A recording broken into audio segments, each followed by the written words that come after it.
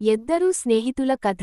ఒక ఊరిలో రామ్, శ్యామ్ అనే ఇద్దరు ఆత్మీయమైన స్నేహితులు ఉండేవారు. వాళ్ళ చిన్ననాటి నుంచి కలిసి పెరిగారు, చదువుకున్నారు, ఆటలు ఆడారు. వాళ్ళిద్దరూ ఒకరికొకరు ప్రాణస్నేహితులే.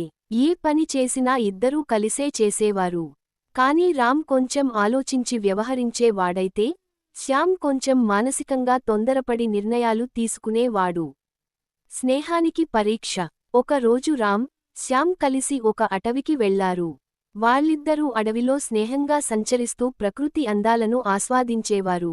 ఆకస్మికంగా ఒక పెద్ద ఆడభలే, బేర్, వాళ్లను చూసి వారివైపు పరుగులు పెట్టింది. అది చూసి శ్యామ్ భయంతో పారిపోయాడు. అక్కడే ఉన్న ఒక పెద్ద చెట్టెక్కి తన ప్రాణాలను కాపాడుకునే ప్రయత్నం చేశాడు. కాని రామ్ చెట్టెక్కలేడు. తనకు చెట్టు ఎక్కడం రాదని తెలుసు.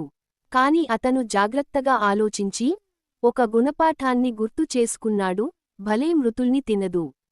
వెంటనే నేలమీద పడుకుని ఊపిరి పీల్చకుండా చచ్చినట్టు నటించాడు. స్నేహంలో నిజమైన విలువ. ఆ భలే దగ్గరికి వచ్చి రామ్ను జాగ్రత్తగా పరీక్షించింది. అతను కదలడం లేదని అర్థం చేసుకున్న తర్వాత అతన్ని వదిలేసి అక్కడి నుంచి వెళ్ళిపోయింది. భయం పోయిన తర్వాత చెట్టెక్కిన శ్యామ్ క్రిందకి వచ్చి నవ్వుతూ రామ్ను ప్రశ్నించాడు. అయ్ రామ్, ఆ భలే నీ చెవిలో ఏమైనా చెప్పిందా? రామ్ మృదువుగా నవ్వుతూ అన్నాడు, అవును. అది నాకు చెప్పింది. నిజమైన స్నేహితుడు కష్టకాలంలో వెనక్కి వెళ్ళిపోడు. నిజమైన స్నేహితుడు ఎల్లప్పుడూ అండగా నిలబడాలి. కథలోని నీతి. ఈ కథ మనకు చెప్పే నైతిక బోధ ఏమిటంటే, నిజమైన స్నేహితుడు కష్టకాలంలోనే పరీక్షకు లోనవుతాడు. మేము స్నేహితులం అనే మాట చెప్పడం తేలికే. కాని ఆ స్నేహాన్ని నిలబెట్టుకోవడం, ఒకరికొకరు అండగా ఉండడం నిజమైన స్నేహానికి అర్థం. స్నేహితుల్ని ఎంచుకోవడంలో జాగ్రత్తగా ఉండాలి. నిజమైన స్నేహితుడు ఎప్పుడూ మన వెంటనే ఉంటాడు, మోసం చేయడు. ముగింపు. రామ్కు నిజమైన స్నేహితుడి విలువ అర్థమైంది.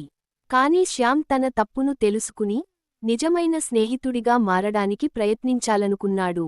ఆ రోజు నుంచి శ్యామ్ తనను మార్చుకున్నాడు. నిజమైన స్నేహం అంటే కష్టసమయంలో విడిచిపోకుండా మరింత అండగా నిలవడం అని అర్థం చేసుకున్నాడు. స్నేహం అనేది మాటలకే కాదు, మనసులకు, నమ్మకానికి సంబంధించింది. నిజమైన స్నేహితుడిని ఎంచుకోవడం ఓ కళ.